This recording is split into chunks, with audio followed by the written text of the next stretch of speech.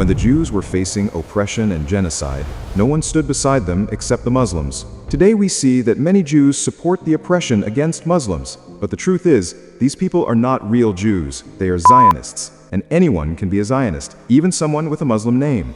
I am a Zionist. You don't have to be a Jew to be a Zionist. We have also seen many Jews around the world protesting for Palestine and don't accept Israel. So Jews and Zionists are not the same. We want to remind Jewish people, when your existence was in danger, it was the Muslims who stood up and protected you. It was 1492. An old Muslim man whispered with tears. He said, "After 8 centuries, the houses of Allah will now become churches." Right beside him stood a Jewish doctor named Yosef ben Hassan. He said, "Our turn is coming next. I can feel it." Within months, Christian rulers Ferdinand and Isabella sat in their royal hall, a new decree placed before them. Cardinal Tomás de Torquemada, head of the Inquisition, said harshly, "Your Majesties, to make Spain pure, the Jews and Muslims must be removed. Christianity is not safe while they remain." Queen Isabella gave a cold smile and ordered, "Write this. Anyone who refuses to convert within 4 months must leave Spain. Whoever stays will face the fire." And then began the nightmare.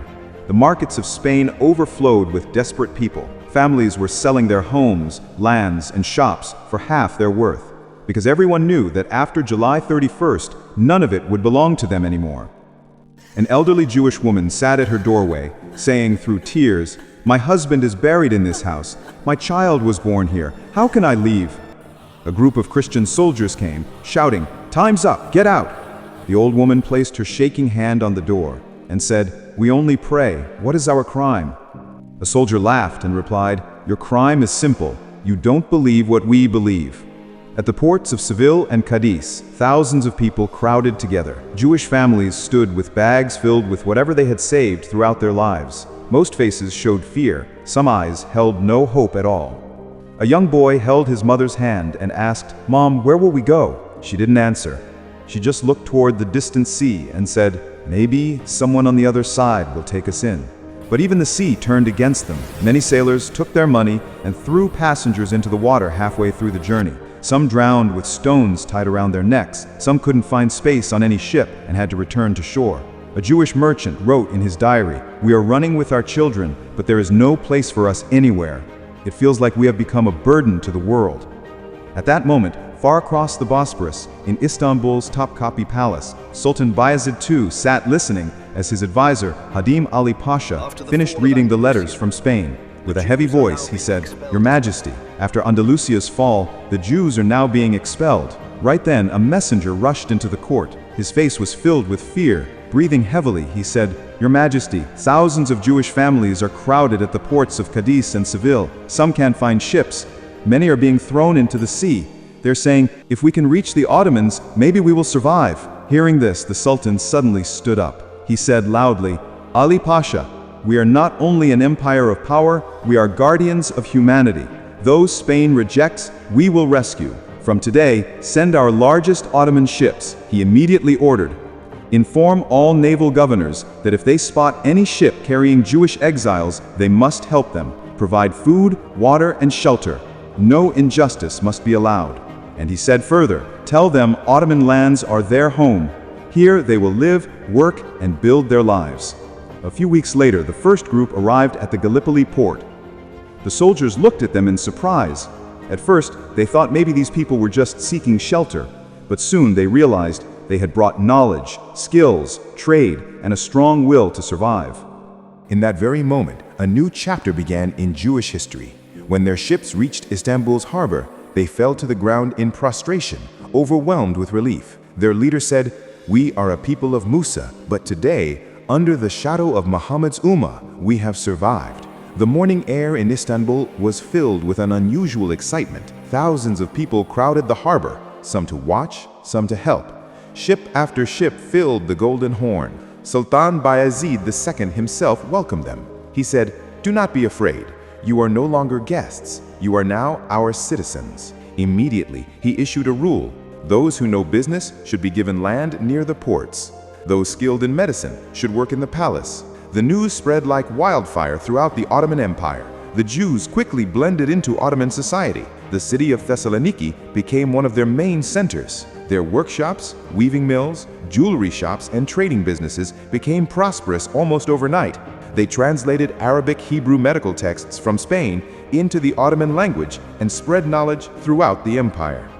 One Jewish doctor, Moses Haman, was so skilled that Bayezid II appointed him as the royal physician. One day, when he cured the Sultan's son of a fever, Bayezid said, "Before you came to us, Spain humiliated you. Today, even the kings of Spain will envy your name." Some Jews joined the Ottoman Navy, while others worked in the state treasury.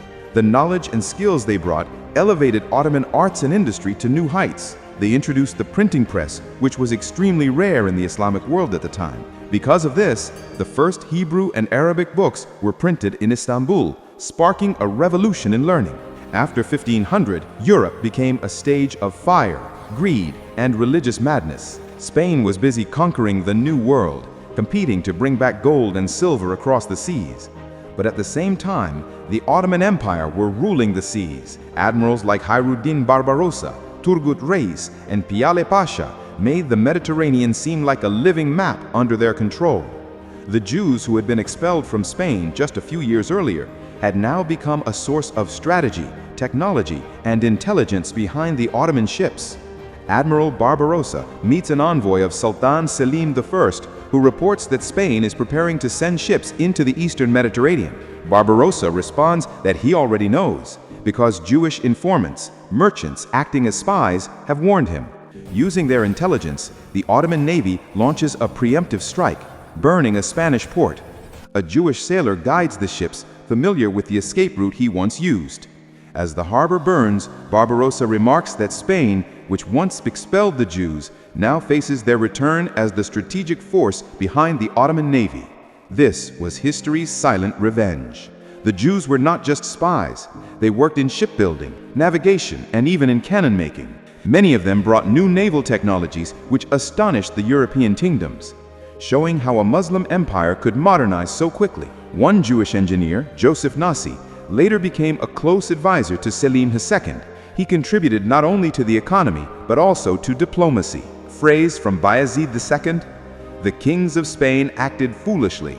They made their own kingdom poor and made ours rich." The Jews became part of Ottoman society. Their children grew up alongside Muslims. Some became doctors, some merchants, some artisans. And in Istanbul, near the Galata Tower, when the evening call to prayer rises, you can still hear the melodies of prayer from the synagogues in the same city, the city that once gave them a new life. In this way, Bayezid II did not just save a single people, he wrote the story of a new civilization, a story of humanity.